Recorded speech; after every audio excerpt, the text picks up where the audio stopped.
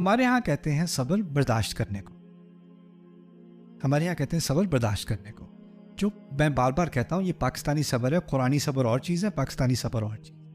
قرآن والا صبر کیا ہے کہ جو آپ صحیح کام کر رہے ہو وہ آسان ہو، مشکل ہو، کوئی سپورٹ کرے، کوئی نہ کرے، کوئی اکیلا ہو، کوئی سب کے ساتھ ہو، کوئی کمزور اپنے آپ کو محسوس کرے، کوئی طاقتور محسوس کرے، کوئی فرق نہیں پڑتا، جو میں نے کرنا ہے وہ میں نے کرنا ہے، میں نے ہٹنا نہیں ہے، میں نے پیچھے نہیں ہٹنا، میں نے پیچھے قدم، میں نے آہستہ قدم لینا ہے لیکن قدم میں نے ضرور لینا ہے، میں نے بڑھتے چلے جانا ہے، اسے کہتے ہیں صبر۔ صبر کی اگر تصویر اپنے ذہن میں ایک کھینچنی ہے نا کہ آندھی چل رہی ہے، ریت آپ کی طرف منہ میں آ رہی ہے اور آپ قدم چلتے چلے جا رہے ہو، چلتے، یہ صابر ہے۔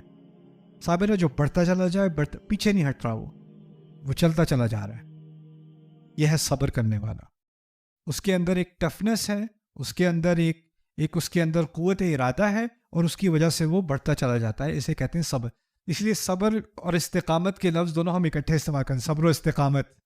کیوں؟ کیونکہ اس میں اردو کے اعتبار سے اصل میں اس میں استقامت ہے، اصل میں استقامت ہے۔ اس کی اہمیت کیا ہے؟ فرض کریں کوئی اچھا تھا، اللہ پر ایمان لایا، اس کی کتابوں پر، رسولوں پر، فرشتوں پر، نماز پڑھی، زکوٰۃ دی، خیرات کی، لوگوں کا خیال کیا، وعدے پورے کیے، لیکن پھر ڈھیلا پڑ گیا۔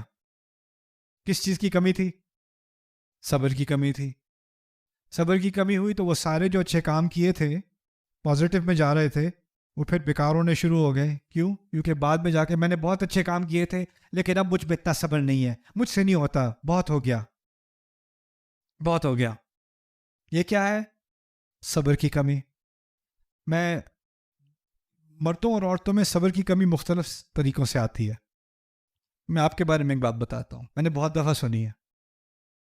مجھے کہتا ہے میں بہت نماز وغیرہ، میں نے سوچا میں نماز پڑھنا شروع کروں اور مجھے خیال ہوا کہ میں جاؤں اور میں اٹینڈ کروں اور میں کچھ سیکھوں، تو میں وہاں پہ گئی، پہلی دفعہ میں نے پردہ کیا اور میں نے نماز پڑھی اور پیچھے سے کسی نے مجھے کہا آپ نے نماز غلط طریقے سے پڑھی ہے۔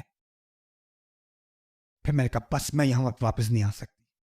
اتنے ججمنٹل لوگ ہوتے ہیں، یہ اتنا مجھے جج کیا ان لوگوں نے، میں اب نہیں آ سکتی یہاں پہ، کیونکہ اس اتنا بڑا مجھے کیسے کہہ دیا انہوں نے، یہ کتنی بے دردی سے اس نے مجھے ایک کامنٹ مارا۔ اب کمپیئر کرتے ہیں، یہ بندہ نماز پڑھنے گیا مسجد میں، کسی نے کہا تیرے پانچے اس سے نیچے ہیں، ٹہنے سے نیچے، تیری نماز نہیں ہوگی، وہ ایسے تیری نماز قبول نہیں ہوئی، کہتے ہیں ٹھیک ہے۔ اس کو ٹو ڈفرنٹ ریئیکشن، کوئی فرق نہیں پڑا۔ کیوں؟ بیکاز ان کا صبر کا امتحان اور طرح سے ہوتا ہے، آپ کے صبر کا امتحان اور طرح سے ہوتا ہے۔ آپ کو کوئی بات کہتے تو وہ بات خنجر کی طرح ایک دفعہ نہیں لگتی، وہ نکال کے آپ پھر دوبارہ لگاتے ہو، پھر نکال کے پھر دوبارہ لگاتے ہو، پھر نکال کے پھر دوبارہ لگاتے ہو۔ او مائی گاڈ، کتنی دفعہ کہا تھا؟ ایک دفعہ، ریپیٹ پہ لگائی۔ اس کو 1000 دفعہ کہہ دو، اس کو ایک دفعہ کا یاد نہیں رہتا۔ یہ بھی کہا تھا تم نے؟ ہاں۔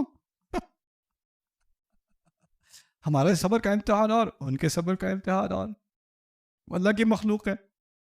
ان سعیکم لشتی، تمہاری کوششیں مختلف ہیں۔ اللہ تعالیٰ نے جس طرح کہا نا رات دن مختلف بنائے، اسی کے ساتھ کہہ دیا کہ مرد اور عورت کو مختلف بنایا۔ وما خلق الذکر والانثی، جہاں رات اور دن کے اختلاف کی بات کی، وہاں مرد اور عورت کے اختلاف کی بات کی۔